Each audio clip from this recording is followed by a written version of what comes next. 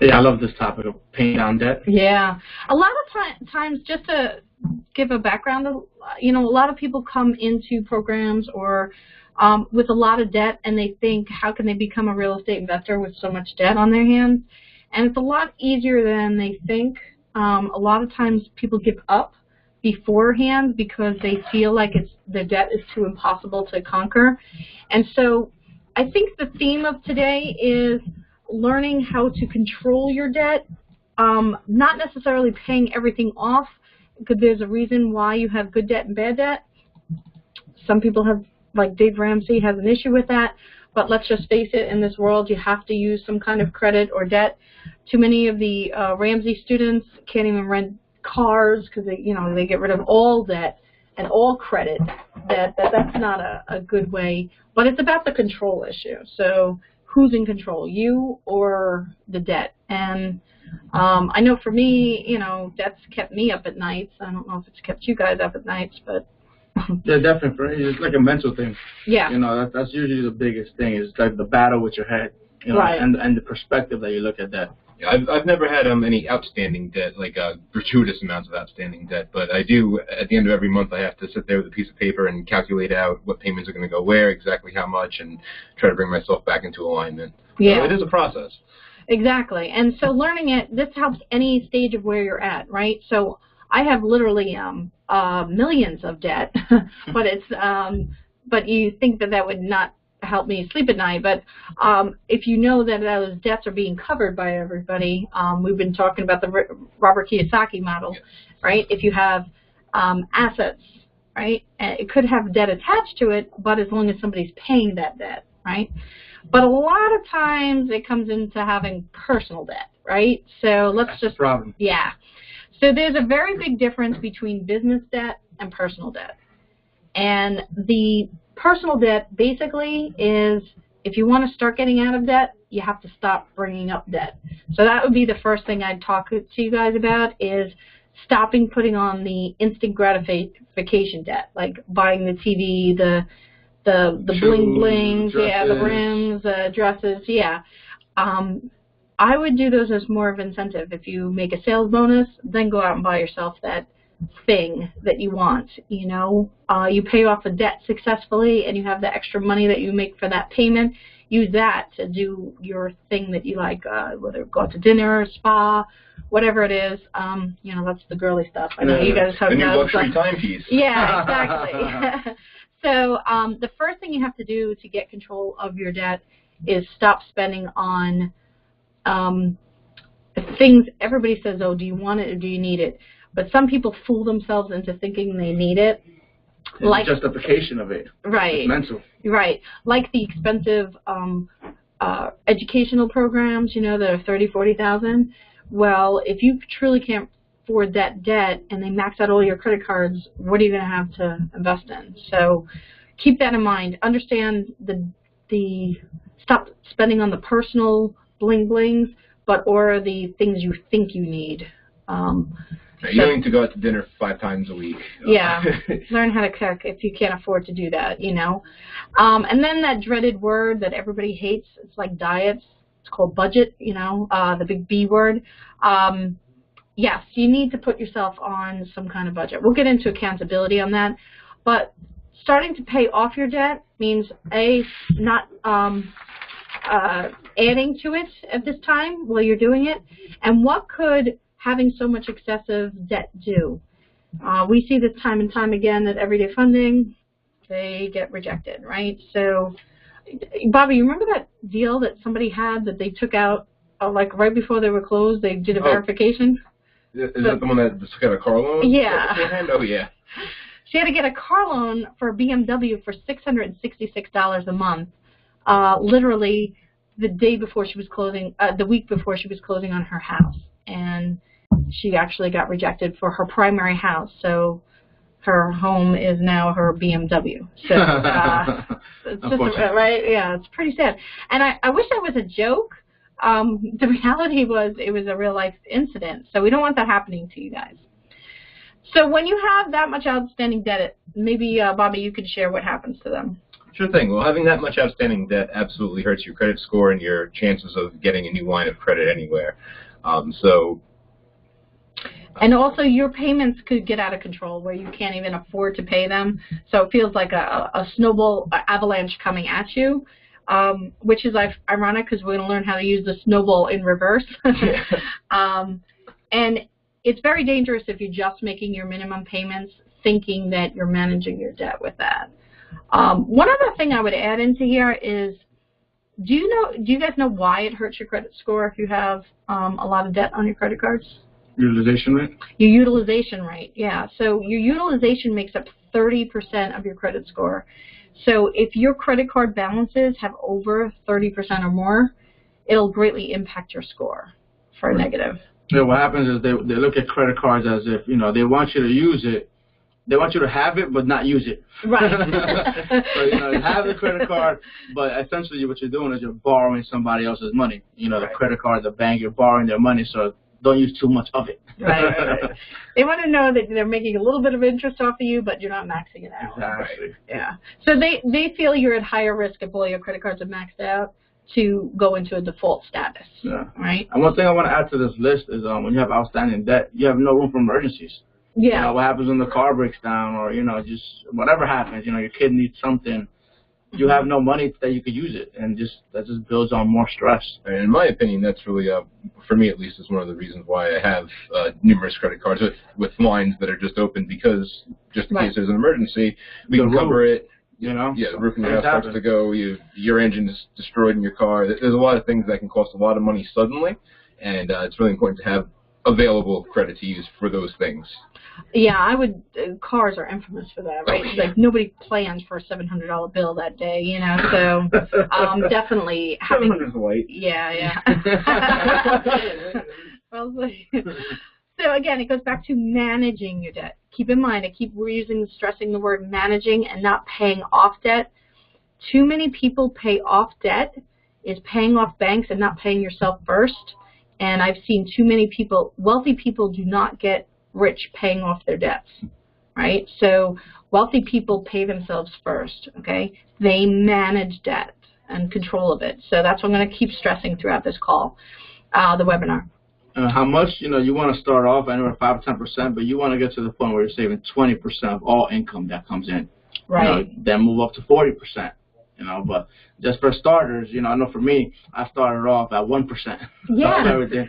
Yeah. And I bumped up. I could do 5%, and I learned how to live off 95% of my income. Right. Okay. Now I'm at 10%.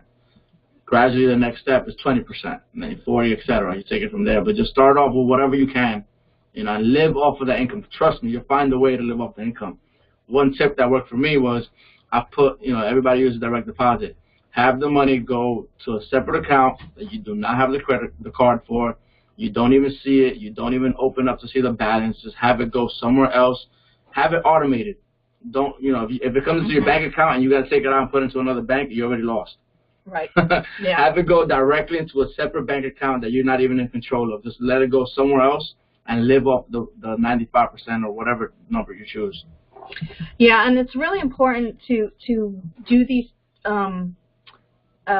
techniques that you were saying, ninja tricks. Yeah, for the peace of mind, because you have something that is building toward the investment. At the same time, you're dedicating a specific amount to your debt. So choosing not to look at it and say, oh my God, my scores are whatever horrible, that's not going to improve the situation. So taking accountability, which is what we'll get into, but it does give you peace of mind. So being proactive about it would be the best thing I could tell you guys for it, all right? And don't be overwhelmed by it. So why do you want to listen to this presentation? Okay, I literally have, and let's put this aside, I had to go through personal debt, and then also business debt. So business debt can turn into something else. So I would let you know that you want to work from people who literally had to go through these experiences, as well as so we can show what we did to get out of those situations, And also, I want to put it before you that it's not impossible to get rid of like hundreds of thousands of debts. It may seem daunting in that bankruptcy is the only way, but I want to give people some hope with this message. Also, we've helped hundreds of people, my students especially. We do a debt management program for them. And then we're going to show you some strategies to just take that burden off of you. Again, this is the theme of this, is let you control your debt, not debt control you. That's literally the whole theme of this, okay? So if you get nothing out of it, remember, you control your debt, not debt controlling you. And that's what happens, right? Then you get people calling you and all that stuff. So you have to take accountability. So what do I mean when I say accountability? Best thing you could ever do is do an Excel sheet, list all your cards with the credit, the interest rate, the balance that you currently have, the credit line that the card has, also the minimum payment on there. I forgot to put that on there. I'll add that on. And the number of payments for the installment loan. So if you have a car loan and you have 3 years left, the ending date, okay, that's important. Also what your credit scores are. I forgot the minimum balance. You need to have that on there as well, okay? That's really going to be important. So then we start the snowballing effect, okay? So you have to be laser focused when you're dealing with this. I'll edit this just a little bit more before we send it out. But one of the things about the snowballing is once you can clearly see it, it makes sense. So I want to switch. How do I switch to the next screen, Bobby, if you don't mind? The other. I'm going to show you an example, because the best thing I can do is show an example of, yep, that's it. This is actually somebody's real life examples, and this is what they did. So here's the cards that they have. Now, it's the husband and wife. I'm working with them as a team. How much their balances is, how much their limits are, how much of the utilization they're using, the interest rate, the monthly payment they're paying right now. I want them really to do the minimum payments of what the card is asking, and so that kind of helps out a little bit more. And then I put some notes over here. But this is basically what you want to do. And they had some of these, the ones I put on the bottom, they had paid off some cards. They have these available for their emergency funds. So I moved them from up here down here because you want to keep them as a win. You have those two cards and they're at 0%, zero balance. Look at the interest rate they were paying on this one card, 23%. It's ridiculous. So it's good that it's 0% right now. All right, so now we look and try to attack the revolving credit and see what they have. Now, I've always put them in interest order here. See how they have a 26% interest and a 19%, but they have a 3.88. Which card do you think they should be attacking first? Highest interest all day. Highest interest. So I usually put it in highest interest, and then I also look at what of the highest interest, right? So these two have high interest, right? But I have a smaller balance on the 1800, right? Mm-hmm. So whether this was 19 or this one was 26, I'm going to attack the 18 aggressively. So that means any discretionary income I have, I'm going to attack that with as much as I can. So if I can pay an extra $400 a month toward that and pay that loan off, then I have an extra $100 a month that I was paying toward it, plus the $400, and I'm going to roll it over to the next one, which snowball it over. That's what I'm going to snowball. So you reverse the snowball effect here. So now you attack this Capital One card with something fierce because it's 19%. I'm not so concerned about these 0% and 5% right now. I have a little bit of time on them, but I'm going to make it the priority there and start attacking that. And then once that's paid, now I have the 100 plus the 400 and the 300. So now I have $700 a month plus the 150, and I'll start attacking this card till it's done. So I do it in the lowest amount, right? So I can start paying off that $4,000 faster than I can pay off that $74, right? Because and then I'm going to pay that off aggressively, and then I'm going to snowball that payment into the next one, and then to the next one until you have it done. What I do is every time I pay off a card like that, I do something to celebrate my win. So I would, you know, either go out to dinner or see a play I want to see or something to give you that that award. That's a big win when you pay something off, right? Now, a lot of people say, oh, thank God I paid it off and I'm going to cancel my credit card. No. That hurts your credit score more. So, and every time you do this, right, and keep paying these cards off, the better you're going to be, okay? So that's how the snowball method works. When it's installment loans, look at how I pulled out his and her installment loans. I looked at the interest rates. What do you notice about these interest rates? Single digits. Yeah, single digits interest rates. They're under 11%. The max one is 10%. So it's already on a fixed plan, and I would just keep staying with that monthly payment if you're making those payments, and just keep to it. In time, that will be paid off. The specific date they forgot to put in, but at least there's a plan for that. And it's low enough interest, we need to start attacking these ones that have 17 and 23, right? So that's what you want to do. One other neat trick that is really good and helpful for this individual couple, they just got approved for a $25,000 line of credit, HELOC line of credit with a 3% interest rate.